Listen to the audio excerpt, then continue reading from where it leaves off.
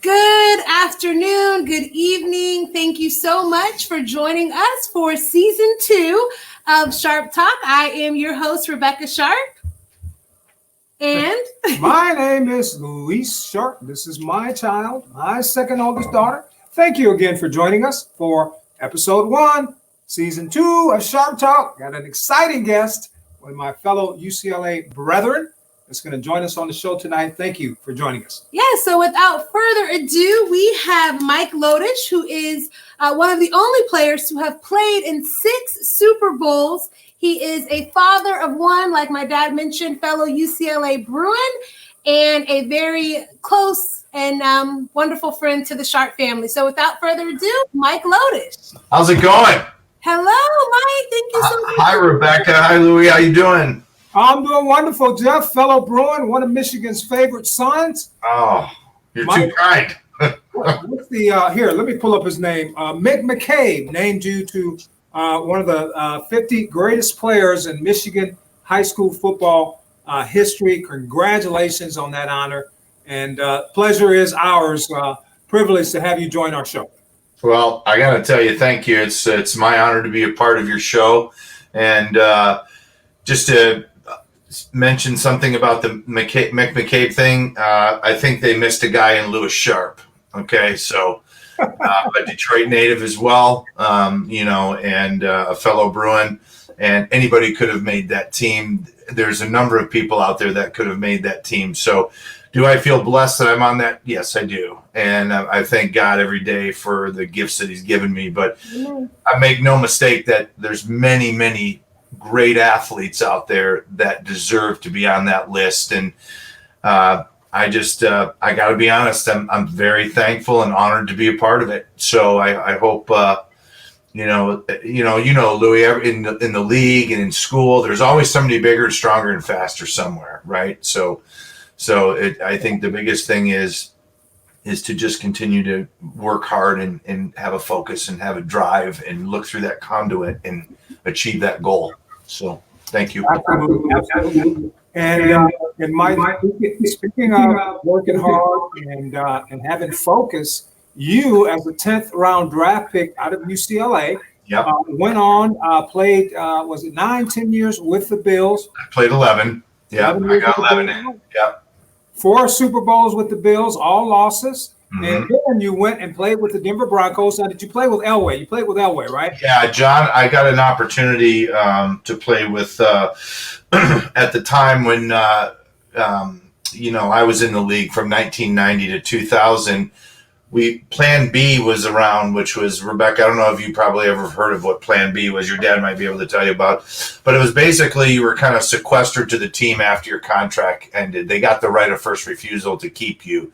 You didn't have the right to go and check your free market status, So free agency came around, and I had an opportunity after my second contract with Buffalo to look at 3 different teams, and Denver, took care of me. They took me out they flew me first class. They treated me with first class, and all the other teams treated me well, but they didn't fly me first class. You could see that the standard in Denver was Mike Shanahan at the time, and Mr. Bolin, may he rest in peace, really wanted to win a Super Bowl. And I'm not saying I'm the ingredient to the Super Bowl victory, because that's a far cry from that. But it was a wonderful honor to play with John for 4 years and watch him in his last 2 years achieve, his 4th and 5th Super Bowl appearance, and then capitalize on a championship too. So it was nothing short of amazing. So tell me something, Mike. I wonder often, how is it that here I played 13 years in the NFL. Right. I don't know, you probably weren't in the league. Well, I know you weren't in 1982, but we had the strike-shortened season. Yeah. And we had what they call the Super Bowl championship because of that strike. Mm-hmm. That was the only time I had opportunity to make the playoffs. And here you came as a 10th round draft pick from UCLA. You played in 6 Super Bowls. Right. So tell me, what is the key to be on a successful team to reach the ultimate in our industry? I chuckle about that because, number one, Louis, you were a tremendous offensive lineman, and your reputation in the league as a football player preceded you. And you were well spoken about. I can tell you that. You had tremendous respect, and you were an outstanding player. But to get lucky enough to go to one Super Bowl, and here you played 13 years and never had a chance, maybe one or two playoff games, I think it's luck of the draw. And then, for example, here's the irony of my career. My senior year at UCLA, we were 3-7-1, and out of the 7 losses, 5 of those losses, the accumulation of the points we lost by was like 14 points. We had a heartbreaking season. We lost games by 2 points, 1 point. I mean, just we were right in it. It could have turned. But I played in the Arizona game that year in Tucson, and we got beat really bad. We got beat 42-7. We just got smashed. Everything that we put out there, we couldn't defend on defense. But my mentality, Louis, if I had to play against you, is you know that I'm going to come against you every play as hard as I could, right? Now, whether I was successful or not, that's a different story. But my drive, my motor, I was a motor guy where, Louis, you had those big, long arms, and you had all the physical stature that you needed, you know, the politics of being an old lineman or a left tackle or a right tackle. You had to be a certain height. I was 6'2.5", 6'3", about 272 pounds, and I kept playing in the Arizona game. And John Butler, who passed away, he was the head of scouting at Buffalo, you know, basically said, the reason we drafted you is because of the way you played in that game. And you never gave up. So my answer to you is, I'm never going to give up. I'm going to continue to fight and drive and give everything that God gave me to give. Whether that's going to be good enough or not, I don't know. But I don't know how to lead by any other example other than to perform the very best that I can. Now, like we said earlier, Rebecca, there's a guy bigger, there's a guy stronger. You know, when we're running 110s and we're getting in shape for practice, there might be a guy faster than me. But I'm still going to give it 100%. But at the end of the day, I believe to play that long and to play in the league at my size, A, I was good. B, I was really strong. And C, I didn't quit ever. And and believe me, I got my butt whipped a few times. Trust me, bad. You know, it was embarrassing. But I had people that believed in me too, Louis and Rebecca, and you know that as well as anybody. Greg Robinson, my D-line coach at UCLA, I don't know if he was there when you were there. Yeah, Coach Robinson. So he ended up being my D coordinator at the Broncos. So, Rebecca, it's not necessarily what you know or how good you are, it's maybe who you know. And then you still have to be able to close that door behind you that you're good enough to be on the team. I love it. Yeah. Good work. Very inspirational. And I want to, because it's very evident that you had to have that mindset when you played, you know, at the very height of the National Football League. But I want to bring us back a little bit and talk about how you learned to be good and strong and to have that warrior mentality as you grew up in your formative years here in Michigan. So we call you a Detroit son. You went to Birmingham Brother Rice High School. Not sure where you went for elementary or middle, but I'd like to talk about up here in Michigan and how it feels to be born and bred and to have represented Michigan in such an incredible way through the national. Yeah, well, geez, how can I follow that introduction? That's fabulous. So, but I guess it goes back to, you know, I'm going to say it like this. You either have it or you don't. Bottom line. Okay, meaning now, Louis, you had tremendous skills. I'm sure you were an extremely intense person, but I was really, really intense, right? So I had to utilize certain things to elevate my game. And so I was a hockey player my whole life, and I didn't play football until I was 14 years old. Okay, interesting. Yeah, my dad played at the University of Notre Dame on a full scholarship. He was a class president from UAD High School in 1955, an all-American football player. Wow. And so I came from some pretty good lineage. My grandfather on my dad's side was an Olympic swimmer. And my mom is just a little, we call her the General Patton. General Patton's her nickname, but she's 5'5", 120 pounds, and she's just, you don't want to mess with her at 70 years old. You know, she's still got the resiliency in her. So, you know, I get a lot from my parents. I get a lot from the direction of my parents on their support for me, because when I was younger, I was severely learning disabled. I was an ADHD kid that had hyperactivity, that couldn't sit still, could barely read in second or third grade. And I don't mind sharing that information, because nowadays people understand that, boy, this is a situation. We've got to help these kids, and so it was very difficult. So I think I had a little chip on my shoulder. Thank God football and hockey and sports came around, and I happened to be pretty good at it. But really, it's something within inside you. You want to perform. Like when I look in the mirror, I try to groom myself, I try to dress as nice as I can, because I'm representing myself and my last name when I hit the street, right? And let me tell you, I'm not throwing a stone on a glass house. I've done some bad things in my life. I've done some stupid things, and I have some regrets, but I think everybody does, right? But at the end of the day, my work ethic is just something about my pride and what I want people, when I die, I want them to come by and say, this guy was the hardest working guy. He was an honorable man. He had great character. And if he said he was going to do something, it was going to get done. Yeah. So that's kind of my philosophy in life. And I brought that to football too. And Lou, when you get into the locker room, it can be very intimidating as a rookie. It can, with some of the bigger cats, the older cats that are in the studs. And my rookie year, Rebecca, I played at the Bills. 7 Hall of Famers came out of that season. It was the best team I've ever played. I played against LT, which I watched you, Louie, take care of pretty well in your career. So congratulations. That's a hell of a task. But, I sat next to Bruce Smith. I sat next to Darryl Talley. I sat next to Shane Conlon. We were all, and I learned from these guys, and I will tell you this. The Bills were a very selfish team, but I'm going to tell you this about Bruce Smith. Bruce Smith prepared.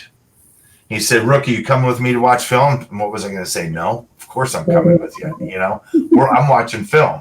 So I think to answer the question, to sum it up, is I just have it within inside me to always want to be the best, right? Vince Lombardi said it the best. Winning isn't a sometime thing. It's an all the time thing. But unfortunately, so is losing. You're either a winner or a loser. So those are, and then Coach Fracassa at Brother Rice, who was a big Italian guy, he was a big Lombardi follower. He was a big inspiration to me, Coach Fracassa, for the discipline, getting it done, the agility drills that we had to do that were absolutely brutal when we were in high school, doing 100 down ups at once, your guys are, vomiting and doing, but you push through it. So I think all of that combined, and my parents and my personal work ethic propelled me to say, I have an opportunity. I'm going to make the best out of it. And I'm going to make the team. That was my mentality. Thank you for sharing that. That is inspiring. Thank you. That is inspiring, Mike. And I noticed that Coach Fracassa, he labeled your play, the way you played on the field, as hostile. I know. Yeah. I often ask him why he used that word, because that can be miscommunicated. But Lou, as well as anybody, it's a hostile game. It's a hostile game. You walk out of the locker room, you have your helmet on, you're not buckled up, you sit on the sideline, you take your helmet off, the Jets come over the field, and the national anthem's playing. You're looking across at the guy on the other side of the field going, it's you and me today. I'm coming. Be ready. And I know I got to be ready for you. I get it. Right. But at the end of the day, it's a hostile game. And I had to be a little bit more hostile. We'll use Coach Fracassa's word, because I was an undersized interior D lineman.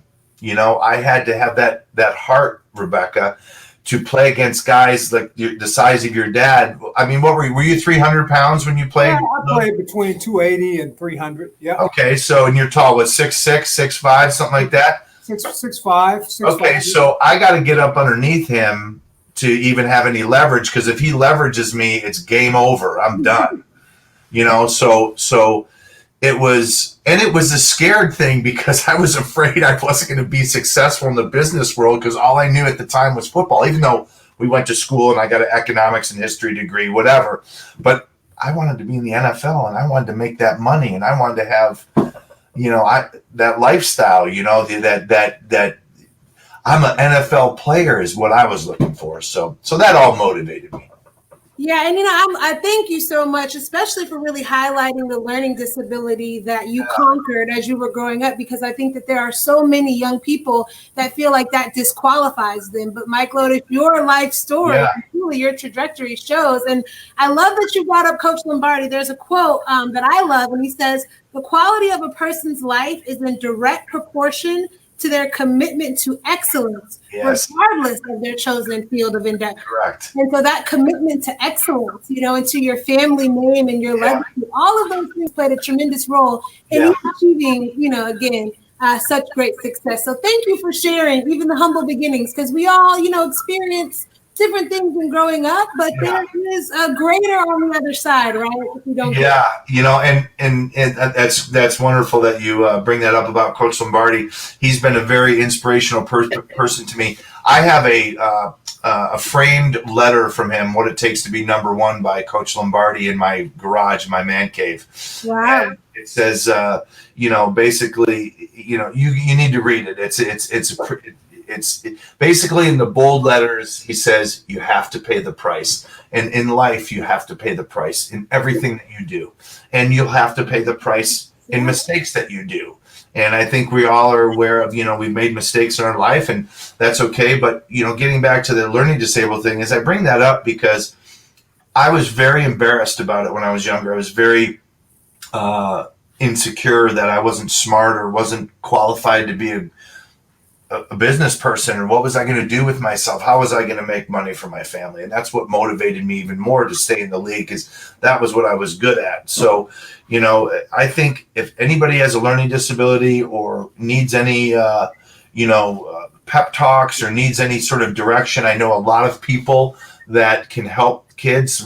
My son has a thing, but we've got him dialed in. He's a 3.5 at Brother Rice. Wow. Whether it's medication or whether it's proper tutoring or I've been blessed to have the resources to help him, and I'm going to give everything I can to make sure that he and his mother, him and his mother and I are going to do everything as a team to make sure he gets through. So I've been a single dad for a while, and but it's all good, and he's a great kid, but I just want people to understand that, you might not graduate with a 3.0. I graduated with a 2.7 from UCLA, but I got my degree, and and under the circumstances, so no one can take that from me ever. And so was I going to be a doctor or a lawyer? Probably not. Probably didn't have the grades to get into the right schools, to get to the right firms, whatever. But at the end of the day, God has a plan for us, as you both know. And we Awesome. My God. So, I'm not the most religious guy, but I'm spiritual, and I pray on my own, and I believe in the things that I believe. And I think that's important, that we need to believe in our own beliefs and be a good person in society, because everybody's got different things, especially in today's day and age with all the racial stuff and all the it's just a whole lot of nonsense. You know what I mean? If everybody just wakes up every day with a mindset, regardless of your race, gender, or color, or sexual orientation, is I'm going to be a good person today, and I'm going to work hard, and I'm going to make a contribution to the United States of America. And if we can do that, I think we'll be in good shape. And so it's been a tremendous honor for me to, if I die tomorrow, I'm dying with a smile. I had a wonderful life. So, but I don't plan on dying tomorrow. Yeah, well, we hope that you still. No, I got 40 more to go. I got 4. I'm going 95. I'm going. Yeah, okay, you still got. If I can make 95, I'll be good. Something that I know many people are probably very interested in hearing you talk about. As I mentioned earlier, one of a select few players, I think only 3, that have played in 6 Super Bowls. Yeah. Can you share with us what those experiences were like? If there are any notable experiences or circumstances that you remember from specific ones, and just bring our viewers into what it's like to even make it to one. Well, let me just tell you this. I have 2 stories to tell you, and one is about Buffalo with the Super Bowl, being on the team, and one is about the Broncos making to the Super Bowl. So the first one was when I came out and I was being interviewed by agents. They all said, "Oh, you're 3rd or 4th round." So I said, "Okay." They all lied to you because they want you to sign with them, right? Because what happens if you do go in the 3rd round? That's more money in their pocket, right? It's a business decision, right? So at the end of the day, I'm sitting there going, "Okay, I'm believing these guys. I think this is the case." why shouldn't I be that high in the draft? But so I really didn't go. I didn't go the first day. And the second day I got picked in the 10th round, and Marv Levy called me and he said, "Hey, Mike, we just picked you in the 10th round. What do you think?" And I'm not going to say what I said to him because I was really upset. I basically said, "What the blank took you so long?" And then they go, "Excuse me." I said, "Who's the D-line coach? And send me the playbook right now." That was my first thing to Marv Levy. He was like, Wow. He was like, "Who do I have on the phone?" This is a true story, Louis. Wow. And then so I go there. I'm third team.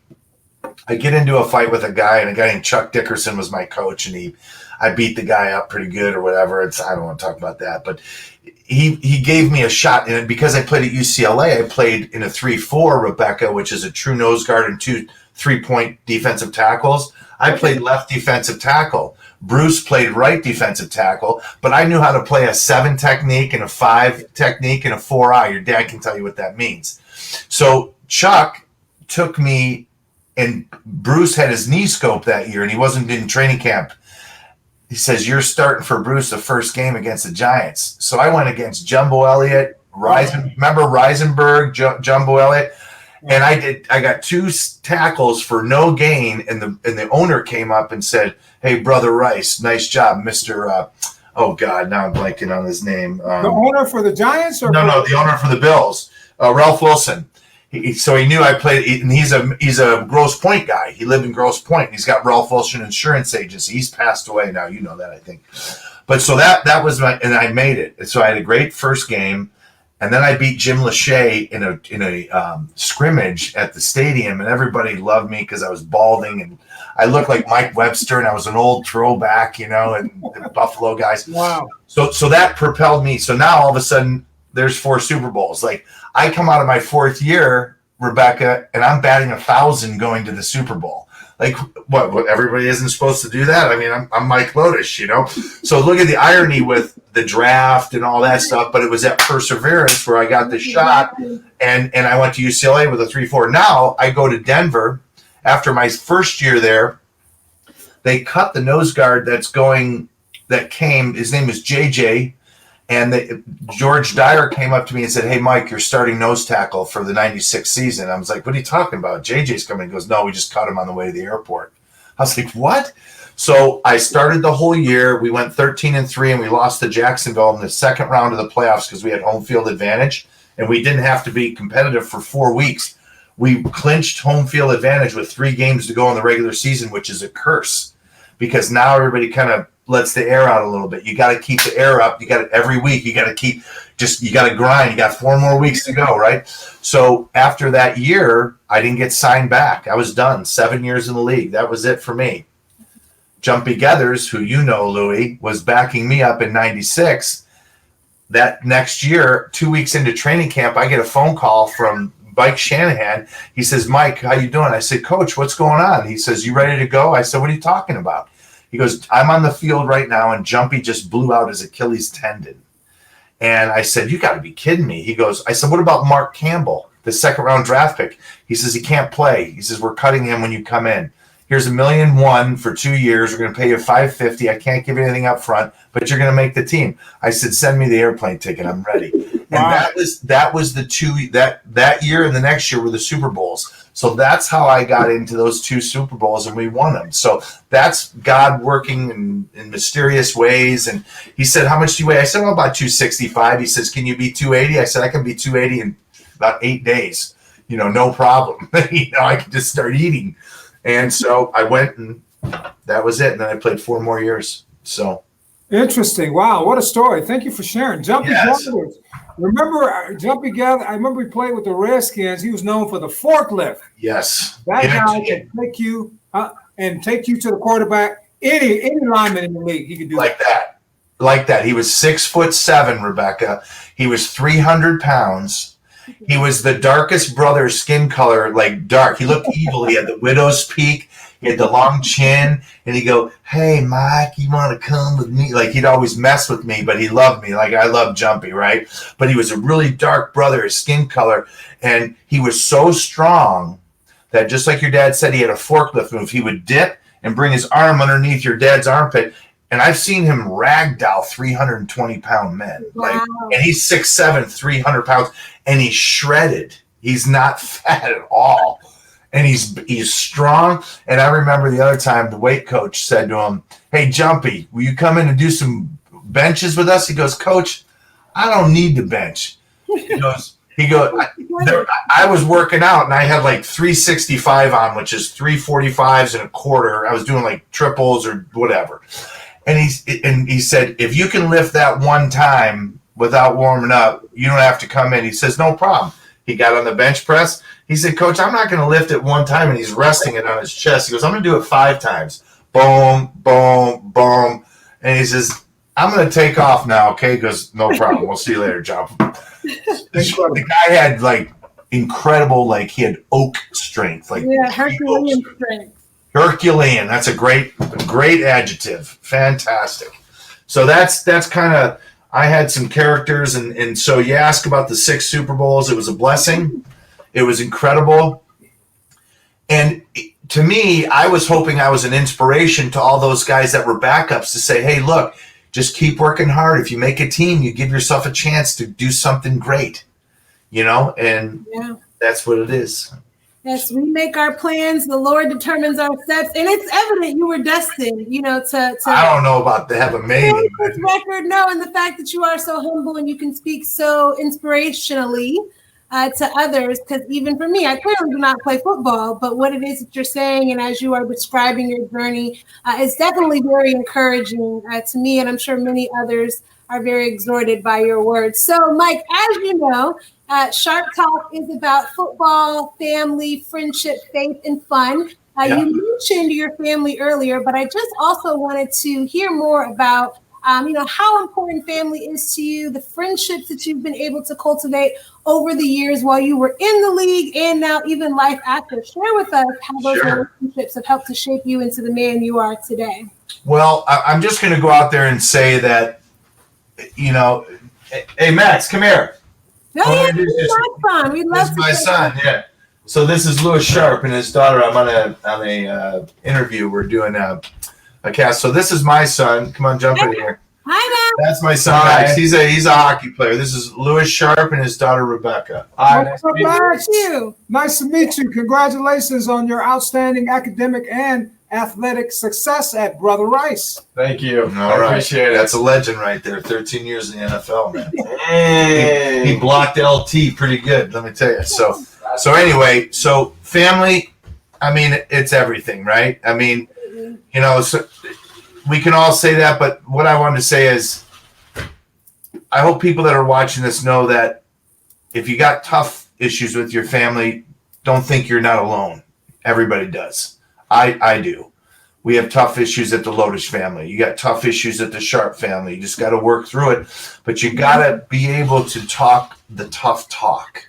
Yeah, that's good. You got to be able to talk the tough talk, right? So to me, my son is my world, and my fiance is my world, Beth, who's my high school sweetheart. We rekindled after 25 years. Wow, what a story. She's fantastic. She's probably, outside of Max being born, me getting back together with her is one of the greatest things in the world. Probably, if not better than winning the Super Bowl. So it's just that's the importance of you want to have your special your soulmate with you, and she loves me when I'm down, she loves me when I'm up, and when we get after one another, it doesn't last very long.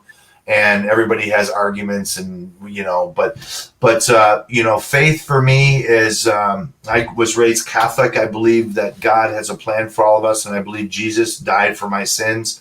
But I'm not much of the church thing for me is, the Catholic side of things. I see a lot of hypocrisy in religion and sort of things, So to me, I believe in God. I believe in Jesus. He died for us, and I believe he's a real person. But I believe in spiritually worshiping to my own drum, and so I hope God believes that I'm born again, but I know he wants me to go out there and practice the word and teach the word to other people and spread that message. But, and I'm trying, I'm trying. Great work. I'm trying. I don't know if I'd call it great work, Rebecca, but it's a start. mission. So I definitely believe that it's great work and it is needed in these perilous times more than ever. Yeah. So family is a lot really important. But most importantly, communication within your organization has to be critical. And sometimes it's tough communication. Sometimes it's, you got to get after it a little bit, and people don't like that. And unfortunately, you got to figure out that balance. You got to figure out how to be the best dad I can be, because, we all can go through setbacks in our lives. But the key is if you get knocked down or something happens, the key is to get up one leg at a time, take one foot in front of the other. It's not going to be an easy road, but we managed to get it done, and we're working it out, and everything's good in our lives with my family and all that, because there's some dysfunction in everybody's family. But as a whole, I believe that I'm here for a reason, and I'm trying to every day try to figure it out, make sure I know that path. So. Hey, Mike, I don't know if you Detroit are looking for a head football coach. I nominate you, being the great communicator that you are, and leader of men. I nominate Mike Lodish as new head football coach for the Detroit Lions. I got to be honest with you. I don't want that job. Well, thanks for the transparency. I don't want that job because I think the organization. See, Lewis, I don't know about you played with the Cardinals, and I mean they've ramped up over the last 20 years. They usually were the St. Louis Cardinals. They started right with Dellin. No, who's the guy? Who's the ex-University of Michigan offensive lineman that's on TV for CBS? Dan Deerdorf. There it is. And he's a Michigan guy and all that stuff. But, like Tampa Bay, was always the bottom of the barrel, but they won a Super Bowl. Look, Phoenix came in there, and, Larry Fitzgerald, and they started pumping some great athletes in there.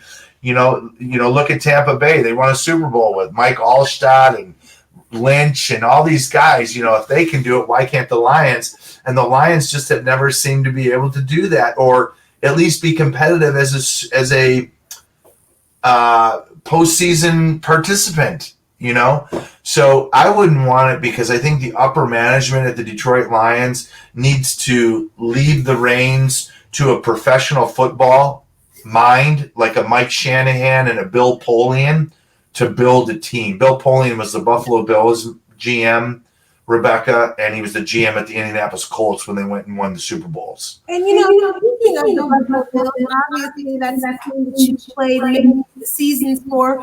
We were talking just the other day, their recent performance. This is the first time they've made it to the playoffs since 1995. What are your thoughts for the team? Well, I got to tell you, I've played at many places, and there's the NFL fans, I believe, in the world, there's two sets of fans that are the best.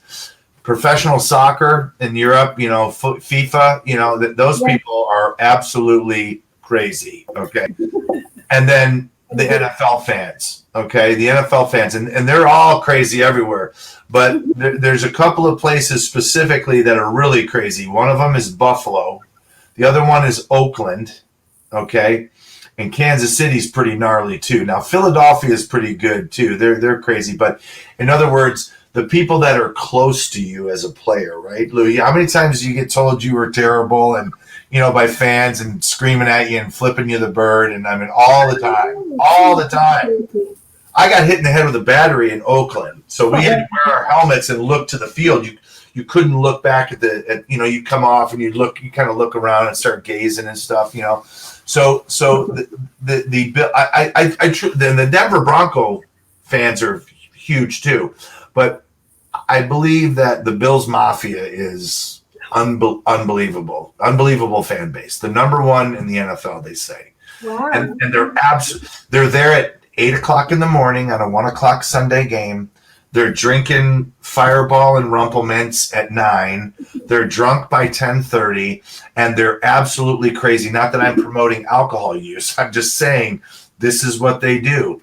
And I remember when the Dolphins came in the wintertime in December, they were just pelting the buses with snowballs. you're in Buffalo. This is war.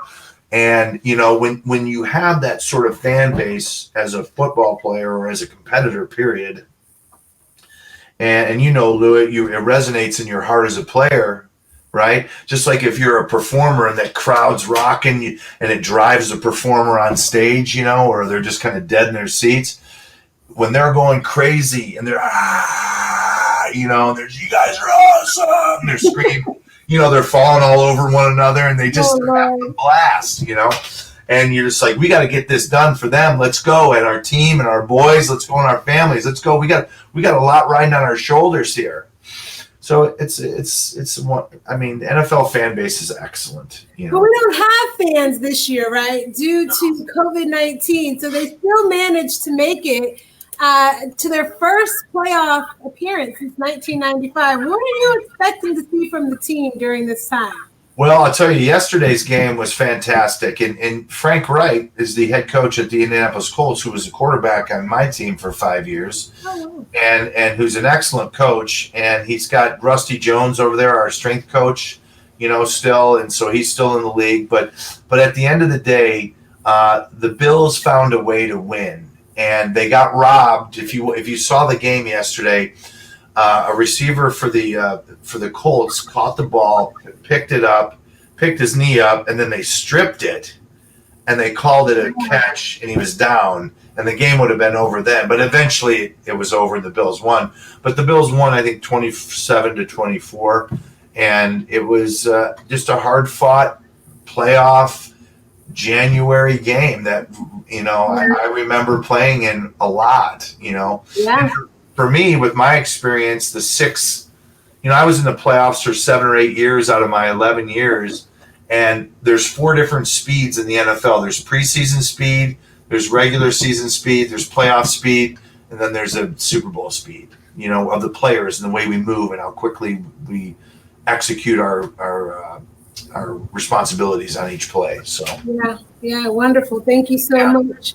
And again, you shared with us a tremendous amount about your career, both at Brother Rice and then, of course, at UCLA and throughout the NFL. But Mark, we want to know, what are you up to today? I read some stories about peanut brittle. Oh, no. Our viewers to know where they can follow and support the work that you're doing in the current day. Oh, that's so nice. So it's National Peanut Brittle Day pretty soon here. Really? What's you doing? I think they're going to come out with a National Fedora Day, and you'll fit right in, Louis. You'll be all set. Trust me. I see him on Facebook all the time. It's great. Oh, yes, Facebook. You know who you remind me of? You remind me of a guy named Tony Jones, T-Bone. You have these flamboyant suits, and the hat matches the suit. Bone would come in. We call him Bone, T-Bone, right? So Tony Jones, he's the greatest guy in the world. He played right tackle next to Gary Zimmerman, and your dad can tell you about Gary Zimmerman. He's another guy. But T-Bone would come in with a cane and white, in like a royal blue suit and a royal blue hat, and then he'd come in with a red suit and a red hat, and we were like, Bones in the town, you know. He'd say, you know what I mean, Lo? He called me Lo, hello. I had multiple nicknames. Yeah. But it was really, we'd all wait for Bones' outfit. You know, we'd wait for T-Bone to come in dressed, and it's cool. So, but, you know, what am I doing now? I work for a company called Cloverdale Equipment Company. Okay. And Mr. Todd Moylan family owns the Cloverdale Equipment Company. And what we do is we are in the construction business. So we're not heavy equipment. Like you've seen those big yellow Caterpillar machines that move dirt, whether it's an excavator or a backhoe or a bulldozer or something. That's called dirt. We do just below that. We do man lifts, like scissor lifts. When they bring the scissor lift up with the guy videotaping Louie and I doing one-on-one pass rush, we rent those types of machines. We rent forklifts, heavy forklifts, big cranes, big like RT, they're called rough terrain cranes, and then what we call boom lifts. So I'll show you a quick card, and this will give you an idea of some of the equipment that we have. So that yellow piece is a crane. It's called a flat deck crane.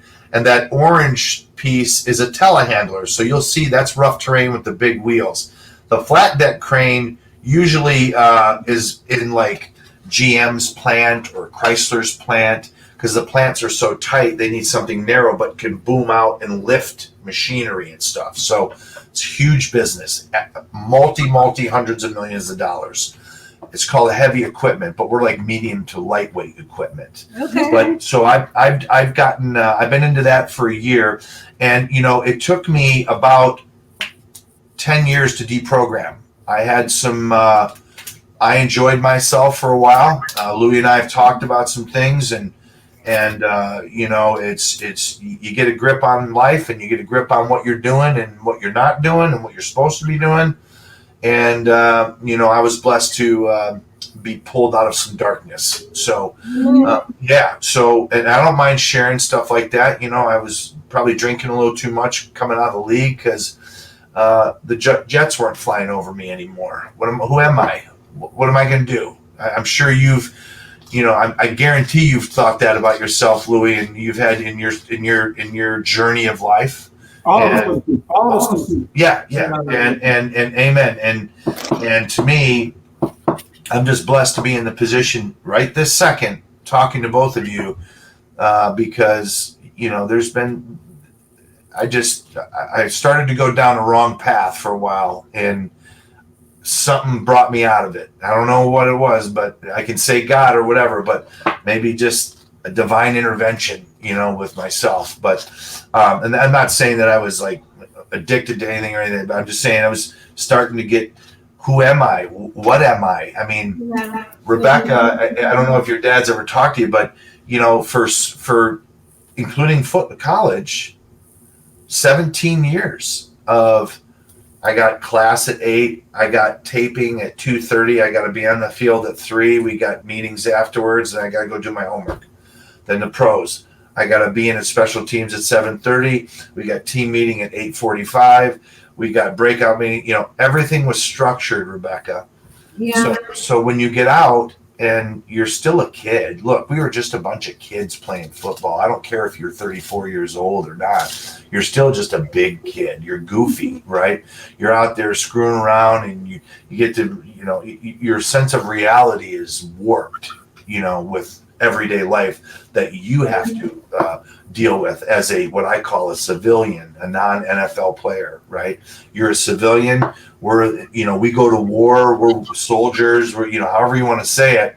But the hardest thing is to figure out your path when you're done. If you've been like a 10-year guy like Louie and I have been, or more, So it's tough. It can be very, very difficult. Now the NFL, sorry, I know you want to say something, but Louie, when you came out, they didn't have all the support systems that you had, that we have now in the NFL for the guys. And the part of the NFL that really bothers me is your dad came in and paved the way for me. That I helped, along with my brother in at the time, pave the way for the other cats to come in and get it done. But there's a lack of respect in this brotherhood that I see with ownership and management and labor. And that to me is what's sad, is they knew that banging your head against something and getting a concussion would hurt you. They knew this in 1994, and they didn't tell us this. Because what if you got 3 concussions? You might look at your wife and go, this could kill me now that they've told me I got to leave. But they didn't want to do that. They wanted to wring you out like a rag to get every drop of water out of you. And they didn't care what happened. And so for me, the disgrace of the NFL is you're not taking care of the guys that built the $14 billion organization. Yeah. I'm sorry to tell you. I mean, I'm a straight shooter. True. We're with you. Yeah, We're exactly. I mean, look, they gave us 1.5. Let me say one more thing. They gave us 1.5 billion for the concussion settlement, right? Okay. Why not break off Louie and I a couple $100,000? Who knows if we're banged up? We don't know, and that's where they're falling behind, is saying, well, we don't know until you're dead, until we autopsy his brain or my brain. Well, that's too late now. Where's my money?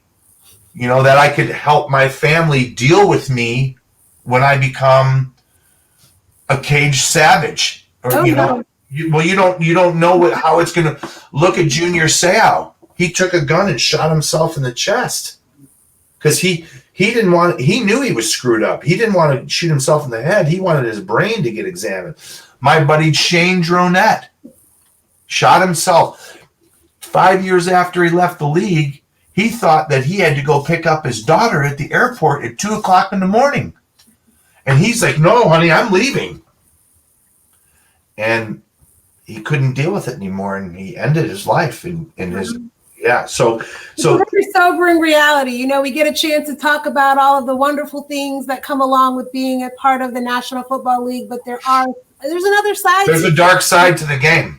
Yeah. And so thanks for being so vulnerable and transparent and just allowing our viewers to really hear some of the inner workings and then, of course, what life after the league looks like. But again, we thank you for your service and for your transparency. I think you're a great friend to my father. Oh, he's the man. Really inspirational interview today. You know, and Mike, you know, I played with Dave Dorson. He came and played with the Cardinals after he left the Bears. Yeah, I know. Andre Waters, another player, Andre Waters. I remember horrible stories. Yeah, I remember playing against Junior Seau. He was a great linebacker. Yeah. I have to say this. If there was one player, and I played against LT, I played against Richard Dent, I played against Charles Haley. If there was one defensive end that was unblockable, was Bruce Smith. I agree with that. You could not block. He was so strong, so fast, and he had that spin move that so fluid. He was unblockable. Yeah. I remember I played against Bruce Smith in the 1987 Pro Bowl. Could not block him at all. He embarrassed me. Great talent. Sounds like a tremendously great person. And I agree wholeheartedly with you. Give us a couple $100,000 because it is post-mortem that you can identify this PTE that's caused by repetitive head trauma. Give us a couple $100,000, those of us that help make the game a $14 billion. Yeah, like Eddie DeBartolo would do, or a Art Rooney, you know, the senior Art Rooney, or Al Davis. These are three owners that I'm saying that take care of their players and take care of them afterwards, Rebecca. Yeah, which is if they're hurting, they would make a phone call to them and they would be there for them. Wow. It was a family. It's all business now, you know, and so look, I'm not discrediting the ownership, because if I'm in an ownership position, I'm not guaranteeing your contract either, because you're one play away from ending your career, okay?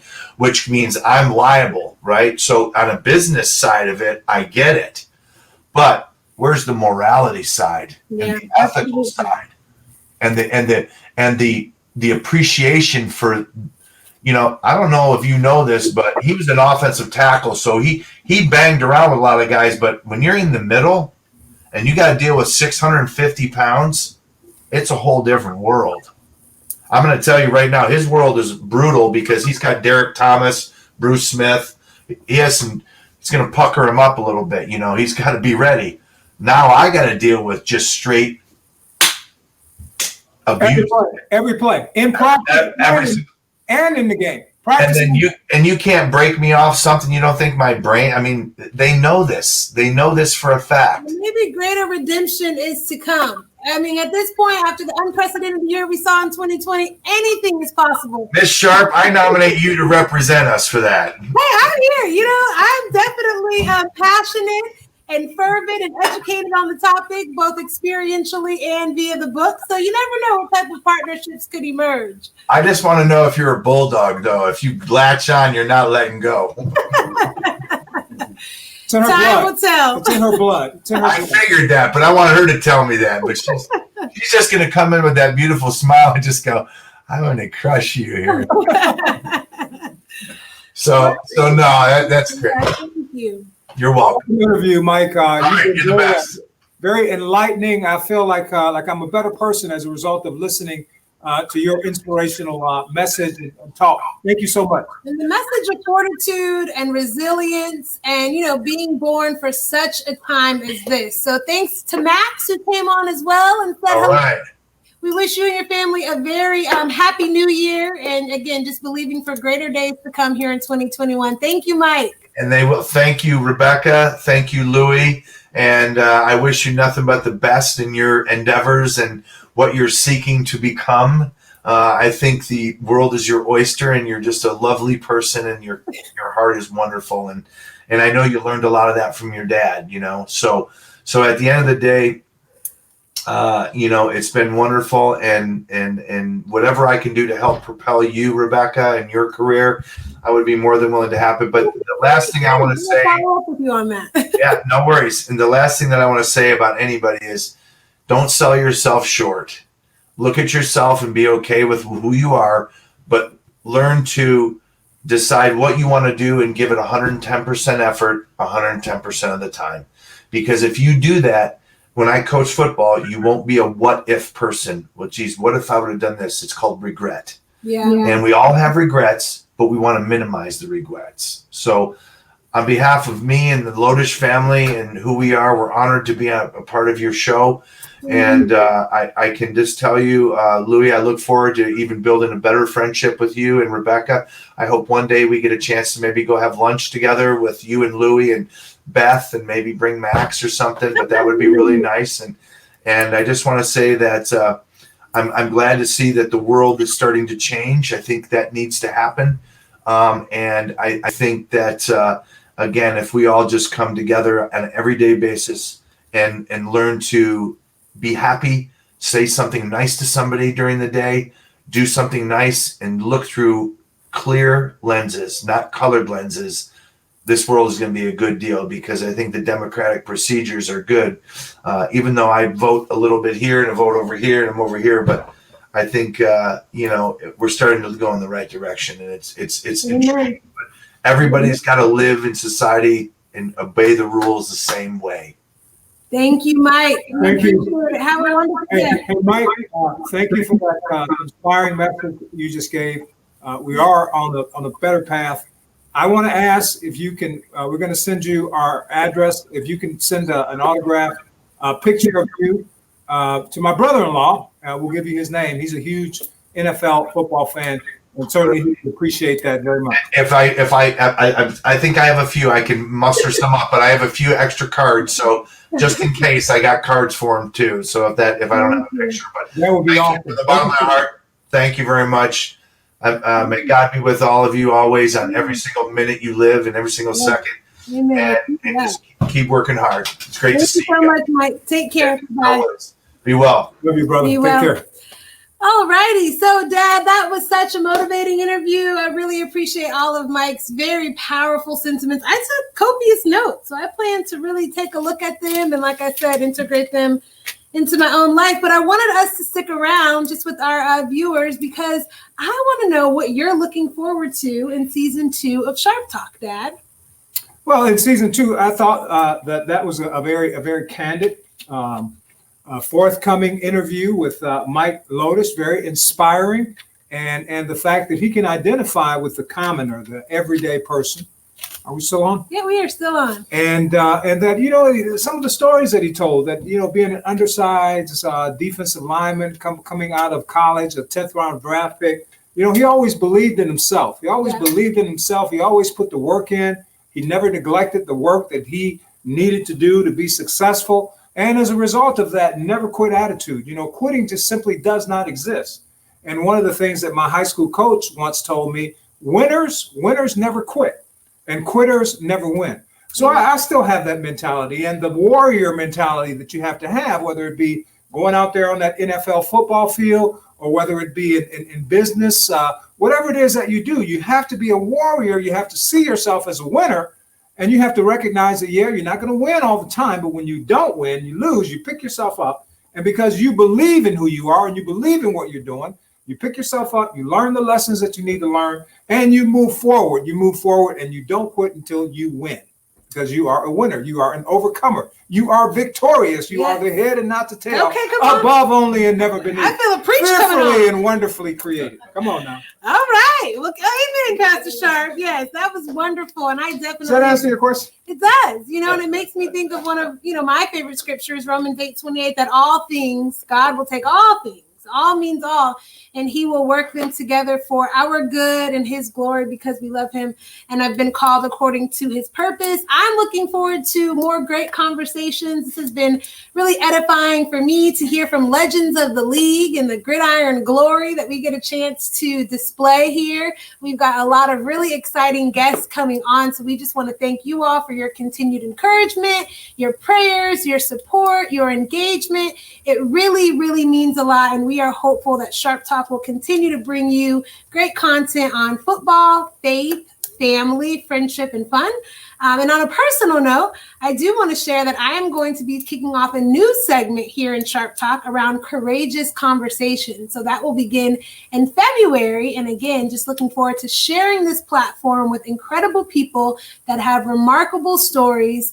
And I know they will be inspiring, motivating, and just shine some light in the midst of the perilous and dark times that we are living in. So please stay tuned. There is so much more to come. We love you, family. May the Lord bless you and keep you, be gracious to you, lift up the light of his countenance unto you, and give you peace. Take care.